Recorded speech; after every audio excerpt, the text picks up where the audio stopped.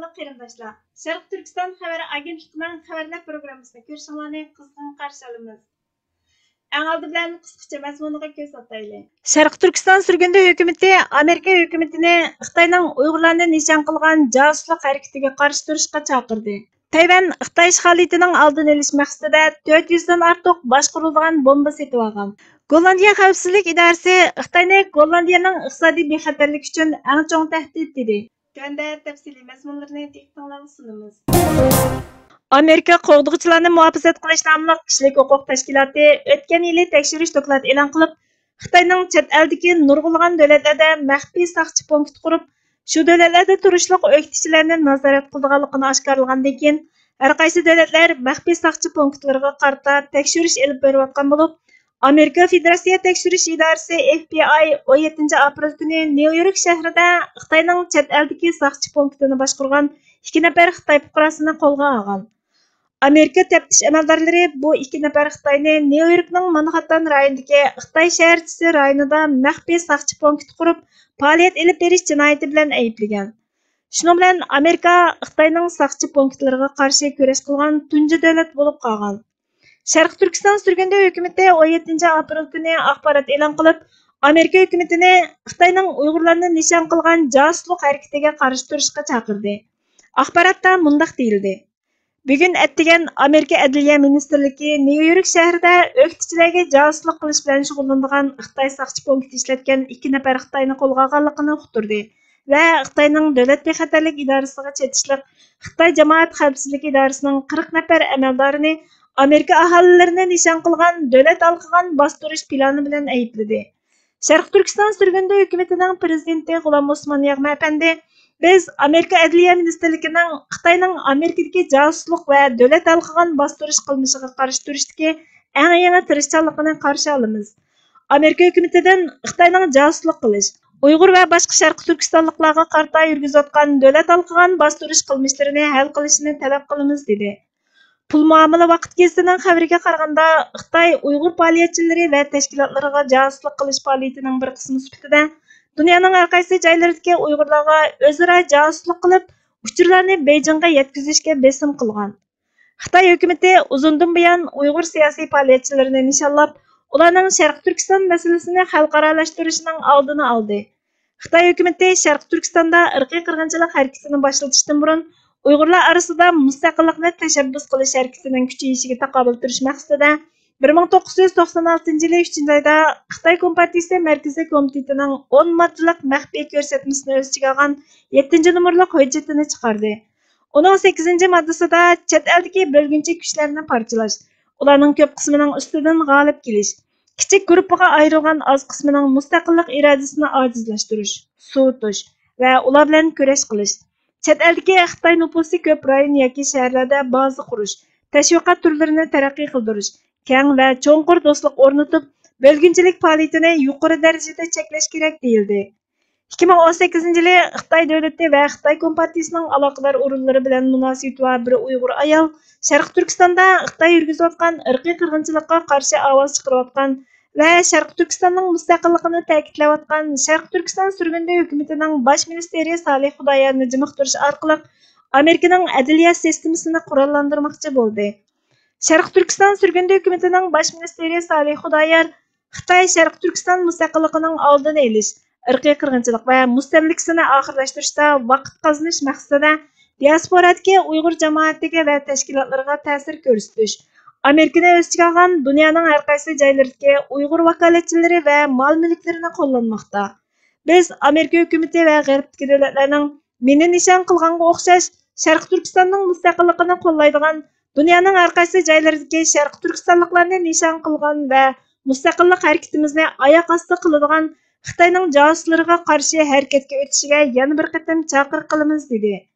Sharq Turkiston surgundi hukumatining Amerika hukumatini Xitoyning Uyg'urlarni nishon qilgan josuslik harakatiga qarshi turishga chaqirib e'lon qilgan axborotni Yevroasiyo taftishi xabar torining 19 aprel kunidagi xabarida tafsili aynan xabar qilindi.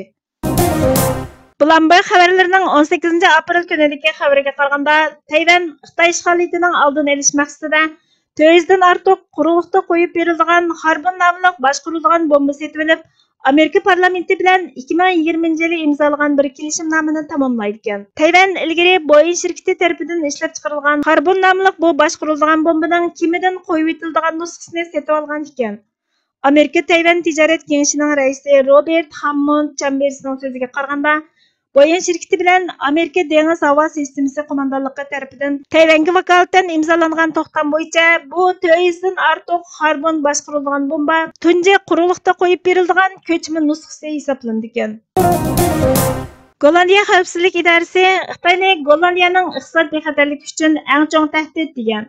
Dastlabki vaqtda to'rining 17 aprel kunidagi xabariga qaraganda, Gollandiya davlatlik axborot idorasi dushanba kuni davlat ichi va sirtidagi tahdidlarning kun sayin kuchayayotganligi, Rossiya Ukraina urushi, xalqaro tor hujumi va josuslikqa munosabatli yillik doklad e'lon qilib, Xitoy Gollandiyaning iqtisodiy bexatarligiga eng chong tahdid degan.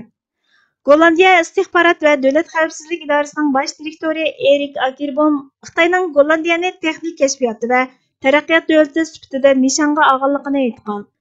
Erik Akirbohm Birlashma agentlikqa Xitoyning har kuni Gollandiyadan texnika o'g'irlashga urinayotganligini aytib, Xitoy torni qurol o'rnida ishlatmoqda. Ular torni josuslik qilish vositasi sifatida qo'llanib qolmay, balki o'quvchilar shundaqla barliq kasblardagi ilmiy xodimlarni texnika o'g'irlash maqsadida ojiz nuqtalarimizdan foydalanishga avatmoqda degan. Gollandiya bu yilning boshlari ilg'or tipliq o'zak ishlab chiqarish mashinalariga qarata eksport cheklamasini kuchaytiradigan qo'shimcha tadbirlarni yo'l qo'ygan bo'lib, Xitoyning bu xil o'zaklarni ishlab chiqarish materiallariga erishishni cheklashda Amerikaning sepiga qo'shilgan. Bu xil cheklashga Gollandiyaning Xitoyning bu texnikani qurol-yarog'ga, kishilik huquqni dasturni qilishga yoki harbiy orqa sapni yaxshilashga ishlatish andishasi sabab bo'lgan. Vatan haqida musallas. Abduri G'ulom Osmon yozma. Mehri illiq onadekdir bu azim tuproq manga. Qimmati mehri giyohdek har giyoh yaproq manga. Bir ömür farzim vatanda nazmilar yozmoq manga. Sende ko'z ochdim shunga xos sangala qimmat hayot. Raziman ming rat tug'ilsam sen uchun bo'lsam mamot. Dildeki arman senin şəningi şən quchmoq manga. Ana yurt bolsa aman, bolmaz çırayın musaman. Can tasadduq eyligeymen, tishliqiga men haman. Dildi sen bolğaç asan, tırnaqda qazmoq manga. Sen üçün ayni üzey, göherni okyandan süzey. Zerre menfaatin üçün meyli cahanni münkizey. İftiharım el üçün otqa üzüm atmaq manga. Qarzdur insan üçün her dem vatan deb yaşamaq. Ne nomus yav aldıda qul bop gözini yaşlamaq. Seni deb qan keçmesem, layık şu çağ dozaq manga.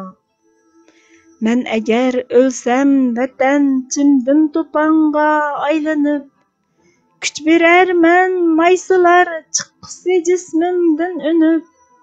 Çoğ baxit ölgendimu bağrın quchup yatmaq manga. Zulpiqar berdi sana ana vatan şundaq qasam. Taşlıgay ecdatlarının izidin dadil qadam. Elni söymey yaşagandın ölgünüm xopraq manga. Bugünkü xabarlarimiz bu yerda oxirlashdi. Bizga vaqt ayirganinglar uchun ko'pdan ko'p rahmat. Kelar qatimqi programmamiz ko'rishguncha Allohga omonat bo'lg'aysizlar.